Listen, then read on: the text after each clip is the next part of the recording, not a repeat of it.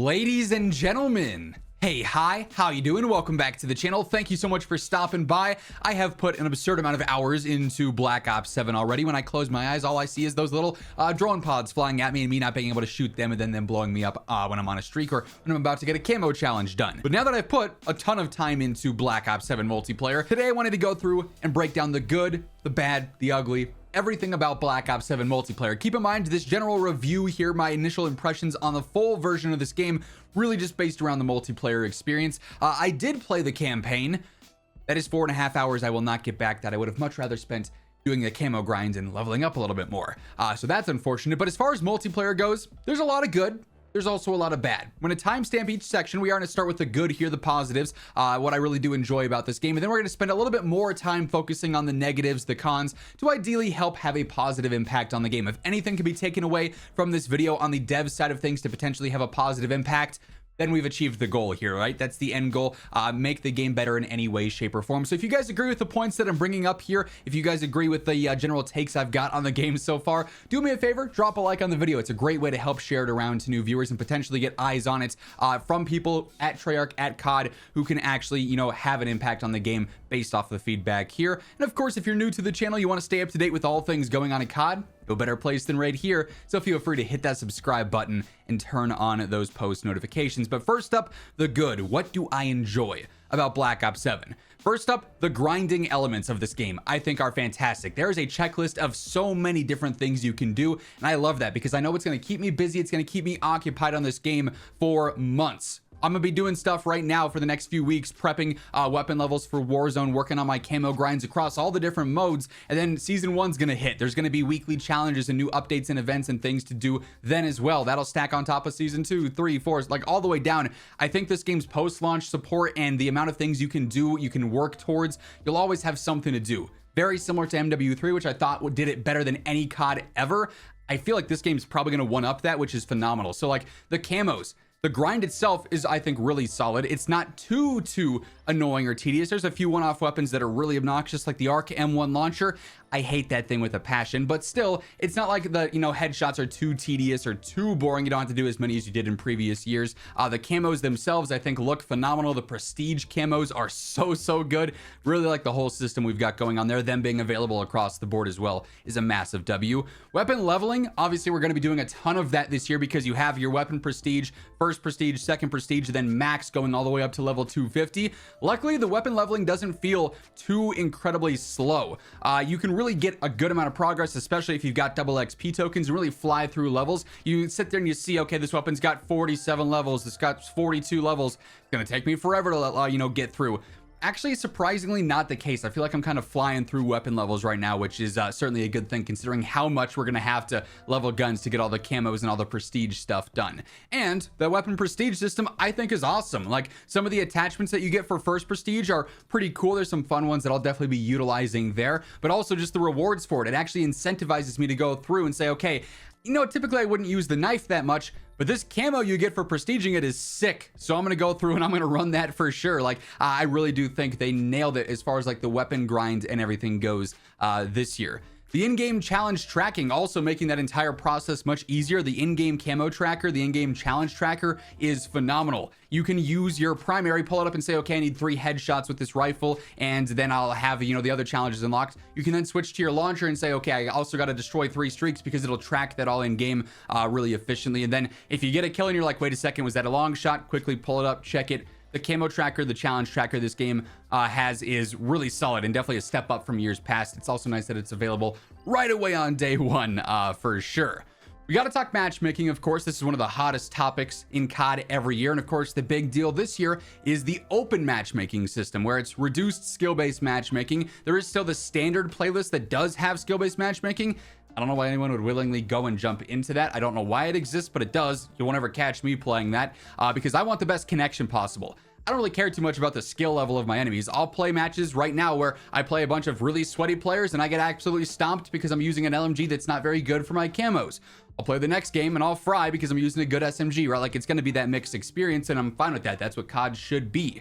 The open matchmaking does feel really good. When I'm just doing the general mosh pit playlist there in the open matchmaking, it feels like each match is consistent as far as connection quality goes. I'm quickly getting into lobbies. I think that's great.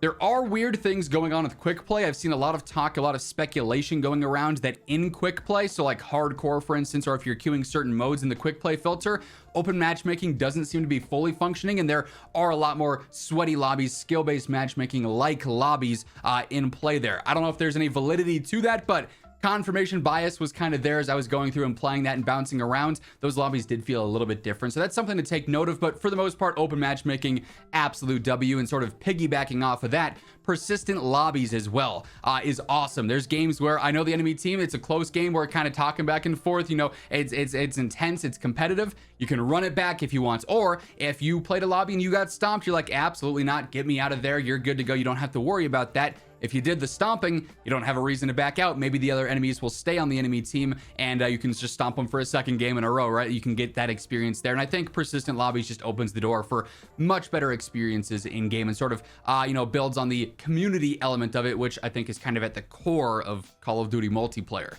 Map design is the last thing I have listed here under the things that I do really enjoy about it for a couple of reasons. One, on a lot of these maps, I don't feel like I'm forced into the whole advanced movement gimmick. I'm not huge on the wall jumping. I don't really try and utilize it much because in most cases, I don't find it to be that useful. Oftentimes I'll accidentally wall jump and then I'm more annoyed by it. But on a lot of these maps, you just don't have to wall jump. It's not necessary. It's not an integral part of the gameplay. They play fine just playing boots on the ground, which is solid. And I think a lot of the maps play pretty good as well. There's a few that I don't like here and there, but for the most part, I do like the design. I do like the layouts of a lot of these maps. I think they're pretty good for the most part, which is a nice change of pace from Black Ops 6, where I didn't like most of the maps in the game. Real quick, before we jump over to the negatives, the things I don't like about Black Ops 7, there's a few things that I have a neutral take on. I think it's kind of good, but I also could see the bad in it as well. I'm not really on either side of the fence there. First up, for now, the anti-cheat seems to be all right. I've, like I said, put an absurd amount of hours into the game. I've prestiged a couple of times. I've only run into one player who I thought was really suspicious, and even then I was in hardcore, so I couldn't get a kill cam. So I personally haven't run into any major cheating issue, which is nice to see considering how bad it's been for the past few years. They obviously did a lot of anti-cheat updates with Black Ops 7, and from my experience, it seems to be working for now.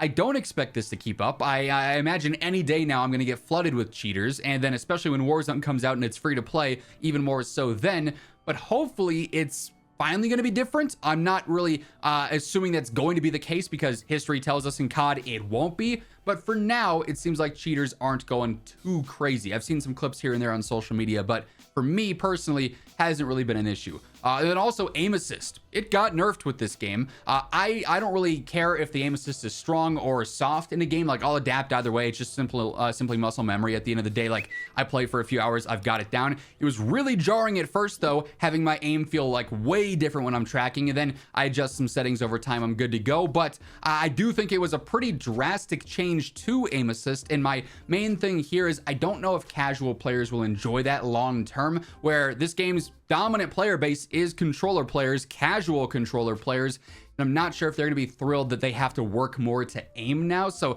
I'm really curious to see if they sort of walk that back a little bit in the coming weeks as more feedback comes in on the aim assist nerf here. But I personally like the balance more between keyboard and mouse and controller. It doesn't feel as controller dominant by any means right now. Now let's jump over to the bad stuff about Black Ops 7, what I do not enjoy about this game. First up, you heard me reference it in the intro there. Those drones, the drone pod field upgrade or whatever it is, that just launches a bunch of drones and they chase you and they follow you. They have really twitchy movements and a super small hitbox. Oh, and they one hit you in hardcore. I don't feel like a field upgrade should function as a full kill streak in hardcore. That seems like a misstep. That seems a little bit too broken and powerful for a simple field upgrade that you're granted without doing anything a whole match. It's like Amazon is delivering non-stop drones to my lobbies there, and I'm not a fan of those whatsoever. They're also annoying in core, but they're especially obnoxious in hardcore. I'm not a fan of those whatsoever. Probably my biggest quarrel with this game, the spawn system is atrocious. Like, there's no nice way to put it. The spawns suck in this game.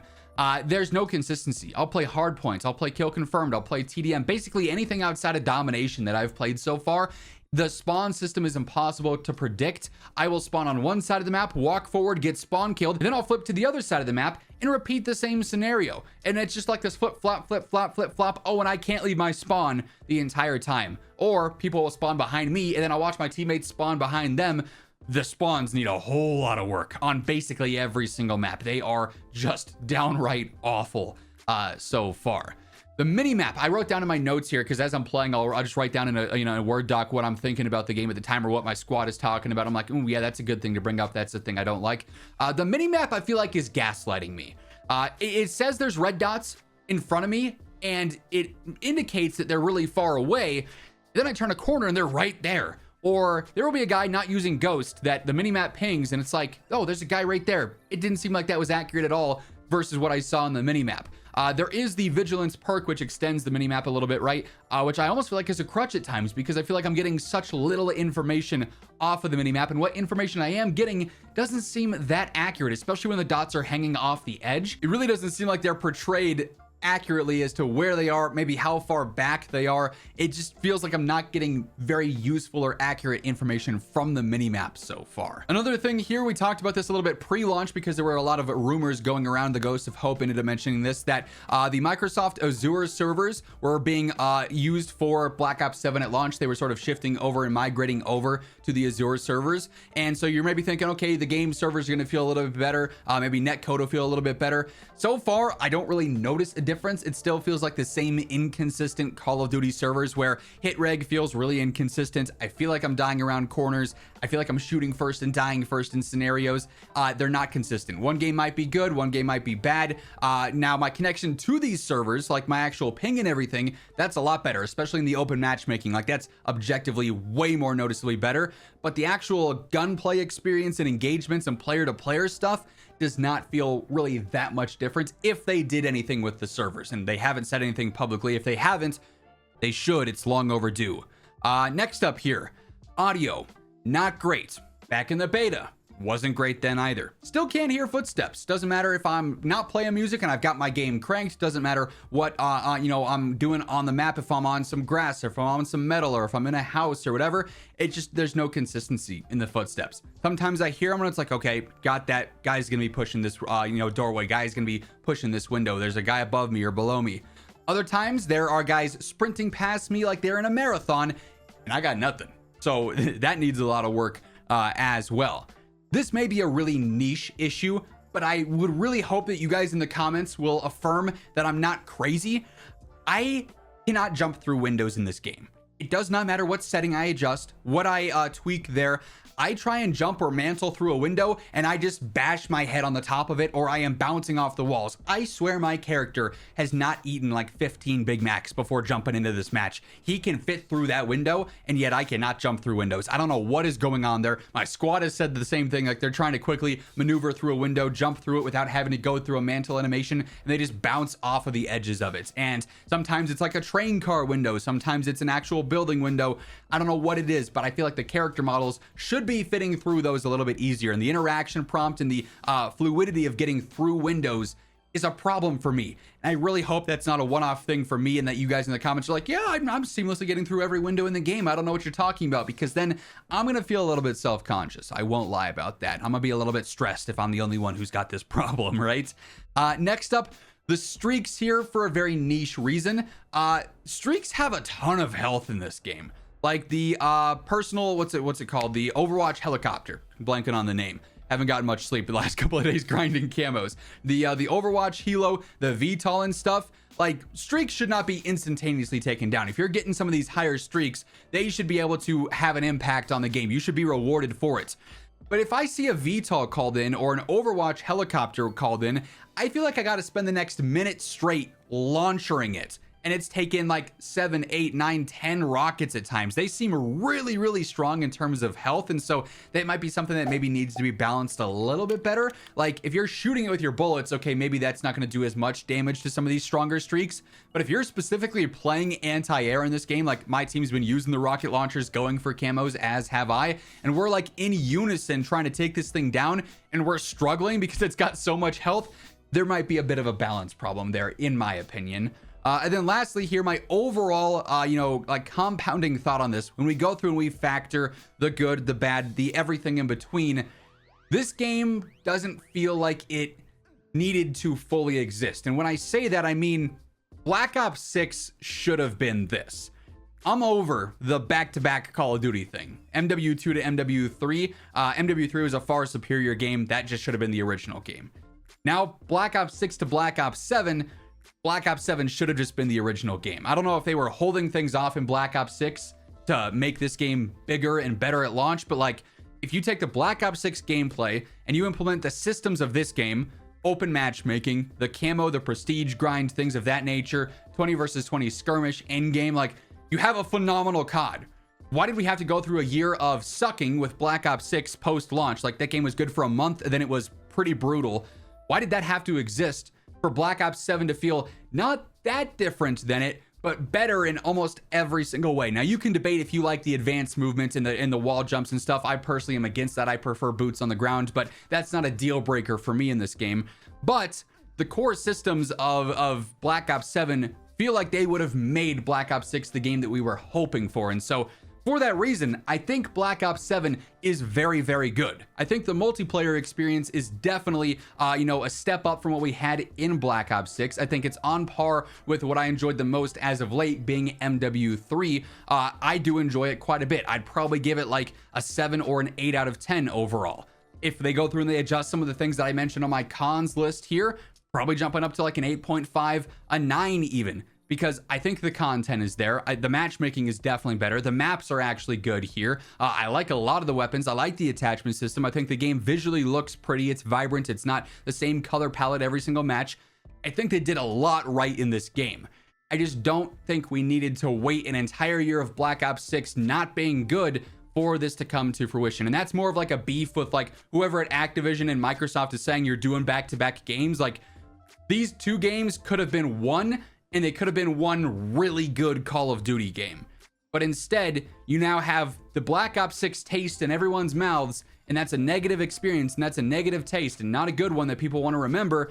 And Black Ops 7, immediately after, they're going to be associated as being way too similar, and being that BO6 was the first game, that's probably going to be like what people take away most is, oh, they're doing another Black Ops? Well, BO6 just sucked. I'm not doing that. So Black Ops 7 is going to have the MW3 effect, where it's a vastly superior game with a quarter of the hype because its predecessor ruined it, which should not happen. We wasted a year of Call of Duty because they're doing these back-to-back nonsense years.